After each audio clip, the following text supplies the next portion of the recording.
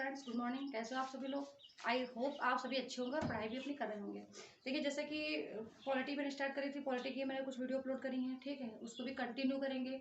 और उसके साथ में साइंस भी हमने स्टार्ट कर दी है। साइंस में हम वही अभी लेकर चल रहे हैं। देखिए, सीरियल वाइज हम लेकर नहीं चल रहे हैं, लेकिन साइंस में हम आपको वो जरूर लेकर चल रहे हैं जो आपका एग्जाम में क्वेश्चन यहाँ से बनते हैं, ठीक है। जैसे कि अभी हमने बायोलॉजी स्टार्ट करी है, उसमें हमने हड्डियों का चैप्टर पढ़ा दिया है, ठीक है, उसके बारे में सब बताया। दांत का चैप्टर पढ़ा दिया गया, आपको टंग के बारे में बताया गया है। अब जैसे और थोड़ा बहुत साइंस से कनेक्ट हुई जो चीज़ें हैं उनके बारे में बताएंगे, ठीक। अब एक हमने सोचा है कि साइंस का मिक्सअप करके, जैसे कि केमिस्ट्री को लेके, फिजिक्स को लेके और बायोलॉजी को लेके। मोस्टली बायोलॉजी से क्वेश्चंस आपके आते हैं एग्जाम में। ज़्यादातर मैंने देखा है कि बायोलॉजी के क्वेश्चन ज़्यादा पूछे जाते हैं।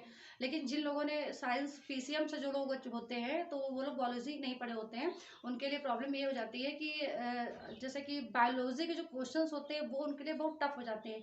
तो हम यही सोच रहे हैं कि बायोलॉजी आपको टफ ना लगे, बायोलॉजी आपको ईजी लगे। आप भले फिजिक्स केमिस्ट्री का क्वेश्चन छोड़ दो, लेकिन बायोलॉजी क्वेश्चन आप पढ़ ले जाओ, ठीक। तो जैसा कि हम खुद पढ़ते हैं, बायोलॉजी को हमने नहीं पढ़ा लेकिन हम पढ़ते हैं, तो आप मतलब आपको सब कुछ उसके बारे में बताया जाएगा, ठीक। और रही बात आज की, तो हमने स्टार्ट किया है एक सीरीज। उसमें क्या रहेगा, आपको कम से कम 30 क्वेश्चन जो कि बोर्ड पे लिखे होंगे, ऐसे 30 क्वेश्चन को हम बताएंगे, लेकिन हर एक क्वेश्चन में थोड़ा बहुत कुछ एक्स्ट्रा बताएंगे। तो आपके 30 क्वेश्चन ना कह लीजिए 50 क्वेश्चन कंप्लीट होंगे आपके। तो ये आपकी सीरीज रेगुलर चलेगी और आपको पर डे इस चीज़ की एक वीडियो मिलेगी। सोचिए, अगर आप पर डे साइंस के 50 क्वेश्चन पढ़ लेते हैं, या 50 नहीं 40 भी क्वेश्चन पढ़ लेते हैं पर डे, बस उठाइए 10-15 मिनट में 50 क्वेश्चन या 40 क्वेश्चन कंप्लीट कर लेते हैं, तो मान के चलिए आपके कितने सारे क्वेश्चन कंप्लीट हो जाएंगे। और क्वेश्चन वही उठाएंगे जो इंपॉर्टेंट होते हैं, जो अभी तक पूछे गए या जहाँ से पूछे जाने की संभावना है। अब रेगुलर आप देखिए, रेगुलर आपको सीरीज मिलेगी। और अगर उसमें कोई भी क्वेश्चन आपको समझ में नहीं आता है, कोई दिक्कत है, आप कमेंट करिएगा, ठीक है। ऐसे करके क्वेश्चन नोट करे जाएंगे और आपको उस क्वेश्चन के बारे में बताया जाएगा। चलिए देखते हैं। देखिए, सबसे पहला क्वेश्चन है, इंसुलिन की खोज किसने की? तो इंसुलिन की खोज किसने की, या इंसुलिन की खोज कब हुई, दोनों से याद रखिएगा। ये आपकी 1921 में, 1921 में। नहीं मार्कर चला ये वाला, हम दूसरा लेते हैं, ठीक है। तब तक इसको ओके होने के लिए छोड़ देते हैं, इसको भी कंप्लीट किया जाएगा। इधर देखते हैं। तो इंसुलिन की जो खोज थी वो 1921 में हुई थी, ठीक है। वेस्ट और बेंटिंग ने की थी। अब कोई भी क्वेश्चन आपसे पूछ लिया जाए कि किसने की थी, वेस्ट और बेंटिंग ने की थी, ये पूछ लिया जाए तो ये भी बता सकते हैं आप। और इंसुलिन की खोज कब हुई थी, तो 1921 में हुई थी, ये भी आप बता सकते हैं। जो मधुमेह से पीड़ित लोग होते हैं, ठीक है, इंसुलिन जो होती है उसको दी जाती है किसके, जो कौन से पीड़ित होता है, मधुमेह रोग कह लीजिए, ठीक है। मधुमेह रोग, जो इंसान मधुमेह रोग से पीड़ित होता है उसको इंसुलिन दी जाती है, ठीक। अगला क्वेश्चन क्या है, कोशिका की खोज। तो जो कोशिका की खोज होती, कोशिका की खोज की थी रॉबर्ट हुक ने। कोशिका की खोज की थी रॉबर्ट हुक। एक तो ये क्वेश्चन हमने रॉबर्ट हुक वाला क्वेश्चन इसलिए उठाया, रॉबर्ट हुक, रॉबर्ट ब्राउन, केंद्र की खोज, ठीक है, ये खोज बता रहे हैं। तो केंद्र की जो खोज है ये किसने की थी, रॉबर्ट ब्राउन ने की थी। ये हुई थी 1665 में, ठीक। और ये जो ये की थी रॉबर्ट ब्राउन ने। देखिए, इसमें का जो क्वेश्चन है ये हमेशा आता है। जैसे कि हमको ये हमेशा टेंशन थोड़ा बहुत देता है, शायद आपको भी देता हो, लेकिन अब मुझे नहीं देता है। देखिए, कोशिका की अगर खोज आ जाए तो रॉबर्ट हुक ने की थी। देखिए, का ऐसा समझ लिए, कोशिका, यहाँ पे भी का, यहाँ पे भी का, कोशिका, यहाँ पे आपका का, ठीक। तो का आपको 3 का कंटिन्यू मिल गया। रॉबर्ट हुक, का जब पहले का आखिरी में का, तो इसमें भी का। रॉबर्ट हुक 1665 में इन्होंने कोशिका की खोज की थी। फिर आया केंद्र की खोज इन्होंने रॉबर्ट ब्राउन ने की। अब देखिए, अगला सब एक क्वेश्चन और पूछ लिया जाता है, वो शायद पूछ ले ना पूछ ले, रॉबर्ट रॉबर्ट आपका क्लाइव, ठीक। तो जो आपका रॉबर्ट क्लाइव था, इसने क्या किया था, प्लासी का युद्ध। ये प्लासी का युद्ध किसने लड़ा था, रॉबर्ट क्लाइव के बीच में लड़ा गया था, ठीक। तो रॉबर्ट क्लाइव, 3 आपके रॉबर्ट अभी तक हमने कंप्लीट किए, Robert Hooke, Robert brown, Robert Clive.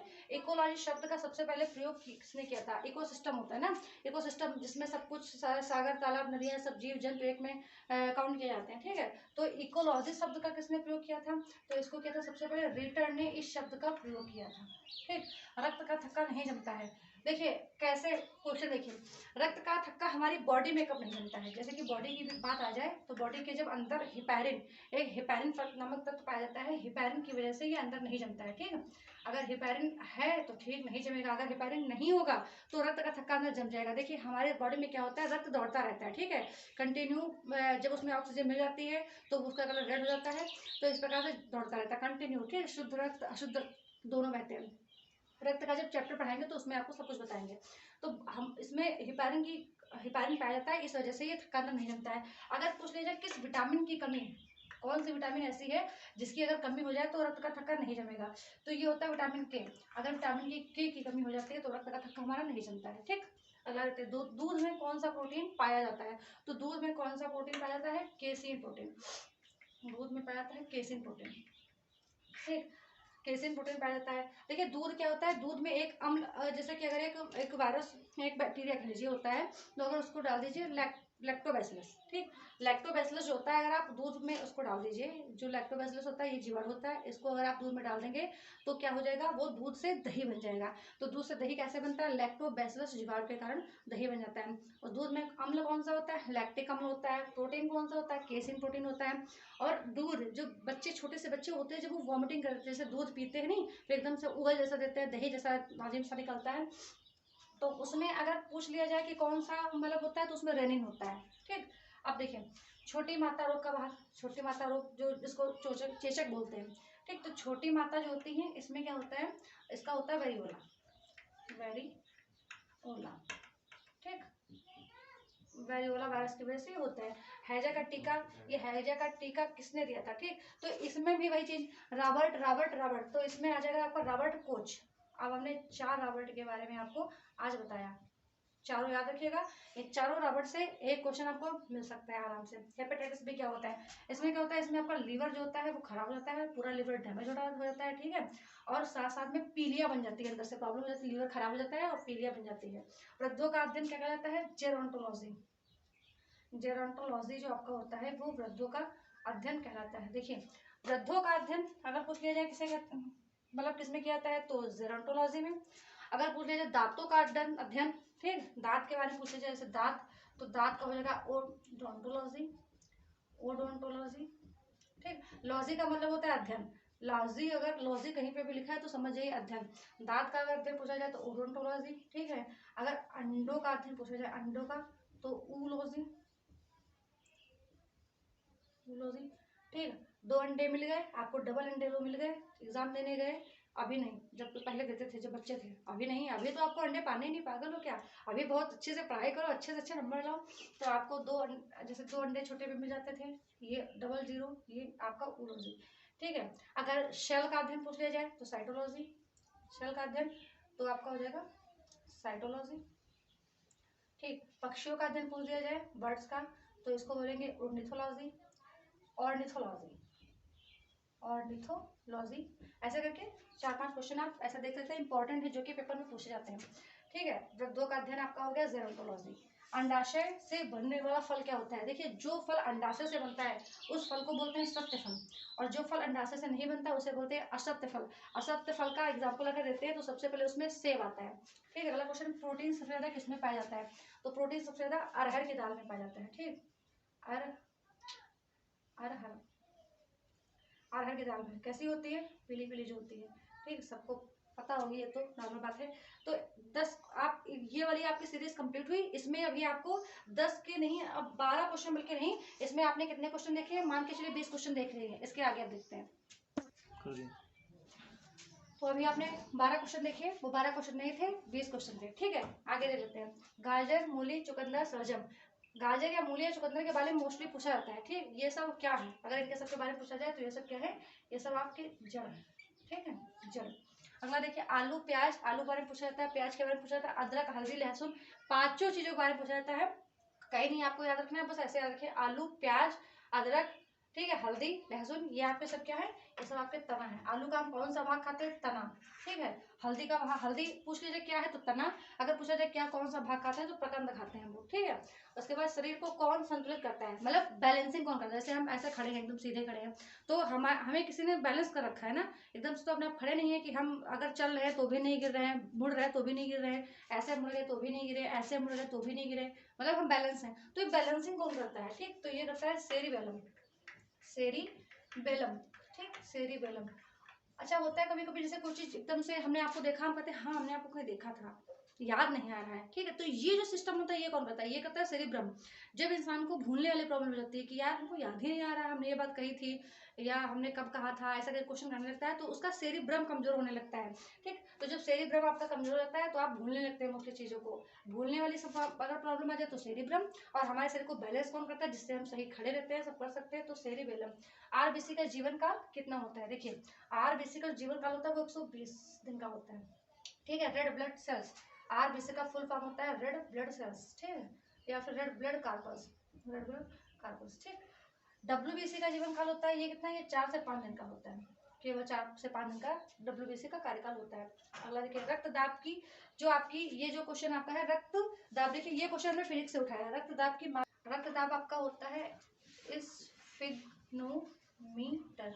जैसे पूछ लिया जाए कि रक्तदाब को हम किससे मापते हैं, रक्तदाब मतलब ब्लड प्रेशर,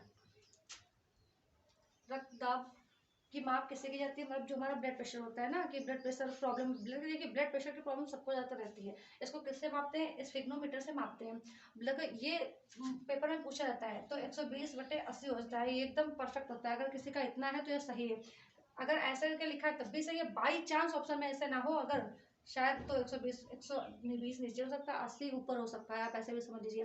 वैसे आपका ये वाला दिया जाएगा, ठीक है। एक होता है ब्लड प्रेशर हाई हो जाना, एक होता है ब्लड प्रेशर लो हो जाना, ठीक। अगर आपकी बीपी लो की प्रॉब्लम है तो इसमें क्या होता है, हाथ पैर आपके बिल्कुल शिथिल हो जाते हैं, ठीक है। आपको ऐसा लगता है शरीर में जान नहीं रह गई, आप चलने के लिए सक्षम नहीं रह पाते हैं, ऐसा लगता है कि आंखें बंद करके पड़े ही रहें, और बोलने की क्षमता नहीं रहती है, हाथ पैर में लगता है जान ही नहीं रहेगी। उस समय क्या होता है, आपका बीपी लो होता है। और बीपी लो में क्या होता है कि बीपी लो में हमें अगर उसको सही करना है तो हमें कॉफ़ी पीनी चाहिए, कॉफ़ी का सेवन करना चाहिए, और नींबू नमक का घोल बना के, उसमें नमक की मात्रा ज़्यादा रखनी चाहिए, नींबू नमक का घोल बना के आप उसको पीजिए, आपका बीपी लो कंट्रोल हो जाएगा। बहुत लोग होते हैं जो व्रत रहते हैं, फास्ट रहते हैं, और फास्ट रहने में नमक का प्रयोग नहीं करते हैं, तो जब वो नमक का प्रयोग नहीं करते हैं तो उनका बीपी लो हो जाता है, ऐसा होता है शरीर में जान नहीं रहेगी, ये बीपी लो की प्रॉब्लम है। लेकिन अगर देखिए बीपी हाई, हाई में क्या होता है, हाई में जब जानो कि हमने सर को घर पे उठा लिया है, तब छत वत तब तोड़े डाल रहे हैं, सबको इधर उधर सबकी ऐसी तैसी किए डाल रहे हैं, तो बीपी हाई है। इसमें क्या होता है, बहुत ज़्यादा गुस्सा आता है, जब आपको ऐसा लगे कि आपको बहुत ज़्यादा गुस्सा आ रहा है, सर में पेन हो रहा है, कंटिन्यू हो रहा है, और गुस्सा बढ़ती जा रही है, गर्मी बढ़ती जा रही है, तो ऐसा, तो वो बीपी हाई कंडीशन होती है। उसमें आप चीनी लीजिए, कोई भी मीठी चीज़ खा लीजिए, मीठी चीज़ खा के अगर आप उसका सेवन करते हैं तो आपका बीपी कंट्रोल और नॉर्मल हो जाएगा। एड्स होता है, देखिए एड्स क्या होता है, आपका जो डब्ल्यूबीसी की जब कमी होती है हमारे ब्लड सेल्स में, देखिए ये एक ऐसी बीमारी है जिसका मतलब सफल इलाज नहीं हो पाता है, ज़्यादा प्रॉब्लम होती है। कभी कोई चैप्टर पढ़ाएंगे तो उसमें अच्छे से बताएंगे, ठीक।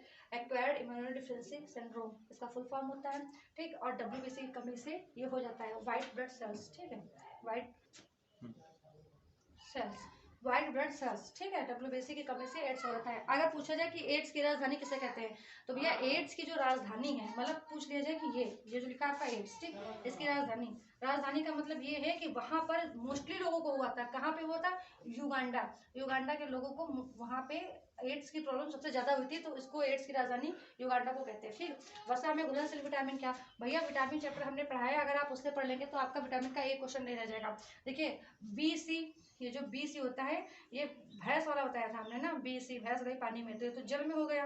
अब जब ये दो जल में हो गई तो दो हमने याद कर ली थी, बची कौन, कीड़ा, KEDA ऐसा करके याद कर लीजिए, ठीक है। ये आपकी चारों क्या हो गई, वसा में घुलनशील विटामिन हो गया, ठीक। ये वाला चैप्टर हमने विटामिन का पढ़ा चुके हैं, अगर आप इसको पढ़ लेंगे तो आपको पूरा विटामिन चैप्टर पूरा क्लियर हो जाएगा, ठीक है। आगे देखते हैं आप, देखिए शरीर की सबसे छोटी इकाई, शरीर की सबसे छोटी इकाई मतलब शरीर सबसे किससे मिलकर बना है, तो शरीर की सबसे छोटी इकाई होती है सेल। सेल बहुत इंपॉर्टेंट चैप्टर होता है, सेल से हमेशा क्वेश्चन पूछे जाते हैं। देखिए क्वेश्चन यहाँ पे एक है लेकिन कुछ क्वेश्चन समझ लीजिए। शरीर की सबसे छोटी इकाई अगर पूछ दिए तो सेल होता है, ठीक है। सेल के अध्ययन को क्या बोलते हैं, साइटोलॉजी। हमारे बॉडी में कितनी सेल्स पाई जाती हैं, अरबों सेल्स पाई जाती हैं, और हर एक सेल्स में जो होता है केंद्रक पाया जाता है, ठीक है। हर एक सेल्स में केंद्रक पाया जाता है, जो कि क्या होता है, वो एक पन्नी से बंद होता है, ठीक, एक पन्नी से वो हमारा बंद रहता है, मतलब हर एक जो सेल्स होती है वो एक पन्नी से बंद रहती है और एक दूसरे से कनेक्ट रहती है। अगर हम थोड़ा सा भी ऐसा करके रगड़ दें, ऐसे करके रगड़ दें, मान के चलो लाखों में सेल्स डैमेज हो जाती हैं, ठीक है। और सेल्स के भीतर, एक सेल्स के भीतर अगर आप एक सेल्स को पढ़ेंगे तो उसके भीतर बहुत सी चीजें पाई जाती है, गोल्जी का माइक्रोकांडिया और गोल्जी बॉडी, दुनिया भर की चीजें एक सेल्स में 9 से 10 चीजें पाई जाती हैं। इनके सबके बारे में एक दिन किसी दिन सेल चैप्टर उठाएंगे तो आपको बताएंगे, ठीक है। तो एक और हाँ, ये सेल अगर पूछा जाए कि सबसे बड़ी कोशिका किसकी होती है, तो शुतुरमुर्ग का अंडा जो होता है वो सबसे बड़ी कोशिका होती है। अगर पूछा जाए कि सबसे छोटी कोशिका कौन सी है वर्ड की, तो माइकोप्लाज्म गैलीसेप्टिमा, माइकोप्लाज्म गैलीसेप्टिमा ये आपकी वर्ड की सबसे छोटी सेल है। और अगर पूछ लिया जाए कि सबसे बड़ी, तो शुतुरमुर्ग का अंडा सबसे बड़ी सेल है, ठीक है। अगर पूछ लिया जाए कि मादा में सेल सबसे छोटी कौन सी होती है, तो उसका ओम होता है, ठीक है, उसका अंडा होता है। अगर पूछ लिया पुरुष में, तो वो शुक्राणु होता है, ठीक है। अगला देखिए फ्रेंड्स, अगला क्वेश्चन होता है विटामिन सी सर्वाधिक किसमें पाया जाता है, तो विटामिन सी सर्वाधिक पाया जाता है आंवला में। कोरोना काल में अगर आप आंवले का प्रयोग ज़्यादा से ज़्यादा करेंगे तो आपको थोड़ी सी प्रॉब्लम इसकी कम होगी, ठीक है। तो सर्वाधिक विटामिन सी पाया जाता है आंवला में। और अगर पूछा जाए कि गाजर में, तो सर्वाधिक विटामिन ए पाया जाता है उसमें, ठीक है। विटामिन सी किसमें नहीं पाया जाता है बिल्कुल भी, तो ये दूध में नहीं पाया जाता है। अगला क्वेश्चन है सेब में कौन सा अम्ल पाया जाता है, तो सेब में जो होता है मैलिक अम्ल पाया जाता है, ठीक है। सेब को ज़्यादा से ज़्यादा खाना चाहिए, ज़्यादा अगर आप सेब का सेवन ज़्यादा करेंगे तो विटामिन ए आपको ज़्यादा मिलेगा।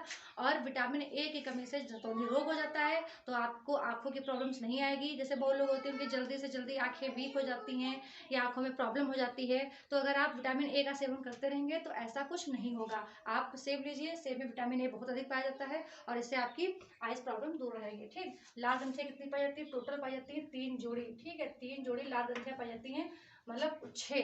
अगर पूछा जाए टोटल लाल ग्रंथियाँ कितनी, मतलब कितनी जोड़ी होती हैं, तो 3 जोड़ी मतलब 6 हो गई। और अगर पूछा जाए टोटल कितनी होती हैं, तो होती है 600 प्लस, 650 से 600 प्लस, ऐसा करके क्वेश्चन ऑप्शन आता है, इतनी होती हैं। देखिए लार क्या होता है कि लार हमारे अंदर पाया जाता है, जैसे जवान है अंदर से मुंह में भरा भरा सब रहता है। जब हम कोई चीज़ खाते हैं तो सबसे पहले मुख गुहा में जाता है, मुख गुहा से ग्रसनी में जाता है, ग्रसनी से यहाँ पे अमाशय होता है, अमाशय में जाता है, ठीक है। तो जब वो अमाशय में जाता है तो यहाँ पर यकृत होता है, यकृत से एक अम्ल निकलता रहता है, क्योंकि यहाँ से एक अम्ल निकलता है और खुद अमाशय में HCl पाया जाता है, इतना हार्ड अम्ल होता है। तो वो जब एक में मिलते हैं तो वहाँ पे क्रियाएं होती हैं, ठीक। फिर उसके बाद में जो है छुट्टी आता है, तो वहाँ पे जब क्रियाएं बनना स्टार्ट होती हैं, कहाँ पे, अमाशय में, तो उसमें जो अम्ल पाया जाता है HCl, वो कभी कभी पाचक तत्व जब दिक्कत आ जाती है या हमें वॉमिटिंग जैसा होने लगता है कि लगता है पाचक नहीं हो पा रहा है, तो उसकी वॉमिटिंग होती है। और जब वॉमिटिंग होती है तो वो उस चीज़ का अंदर पाचन नहीं हो पा रहा होता है अमाशय में। ये चीज़ की जो सूचना होती है सबसे पहले माइंड में जाती है, मस्तिष्क सबसे पहले, सेरिब्रम, सेरिब्रम का जो भाग होता है, ये सब मतलब जो हमारा दिमाग होता है ये काम करता है, तुरंत इसको बता देता है। जो हमारी लाल ग्रंथियाँ होती हैं वो तुरंत एक्टिव हो जाती हैं कि हाँ अंदर से कुछ चीज़ ऐसी आ रही है जो हमें वो निकलेगी। और जब वो होता है हमारा क्या, लार जो होती है वो एकदम एक्टिव हो जाती है कि हाँ अब अंदर से कोई ऐसा पदार्थ निकलने वाला है जो हार्ड है, क्योंकि HCl भी निकलता है उसके साथ में, इतना हार्ड अम्ल पाया जाता है, वो भी निकलता है अंदर से, ठीक। तो वो लार को, हमें टंग को जला ना दे, इसलिए जो लार ग्रंथियाँ होती है वो हो जाती है एक्टिव। जैसे दिमाग उसको बताता है कि अंदर से कुछ निकलने वाला है, जो कोई पाचक नहीं हो पा रहा, जिसका पाचन नहीं हो पा रहा है, तो वो लार ग्रंथि एक्टिव हो जाती है। और जब वो बाहर निकलता है तो एकदम से पूरा निकल आता है, अजीब सा खट्टा खट्टा होता है, कभी कभी नाक वाक से आता है तो अजीब सा खट्टा खट्टा सा लगने लगता है ना। तो लार ग्रंथियाँ उसमें एक्टिव हो जाती हैं। अगर वो एक्टिव ना हो तो दिक्कत आ जाएगी, फिर टंग में प्रॉब्लम आ जाएगी। तो ये कितनी होती है, 3 जोड़ी, टोटल 6। अगर पूछे 600 प्लस होती है, ठीक। पपीते का आपका ये जो पीला रंग होता है, ये किस, मतलब पीला रंग किससे होता है, ठीक। कैरिथोजैंथीन, कैरिथोजैंथीन, पपीते का पीला रंग किसका होता है, कैरिथोजैंथीन। देखिए एक क्वेश्चन इसमें से हमेशा पूछा जाता है कि कलर किसका कैसा होता है, ये हम एक छोटा सा वीडियो बना देंगे 5 मिनट का, उसमें यही सब बता देंगे किसका कलर कैसा होता है और किसकी वजह से होता है। तो फ्रेंड्स कहने को हमने 25 क्वेश्चन बताए हैं, लेकिन आई होप हमें लगा कि 50 क्वेश्चन बता देंगे। अगर आपको ये हमारी सीरीज अच्छी लगे तो आप बताइएगा, सपोर्ट करिएगा, हम कंटिन्यू आपको सीरीज देते रहेंगे। Thank you so much, like and share, subscribe.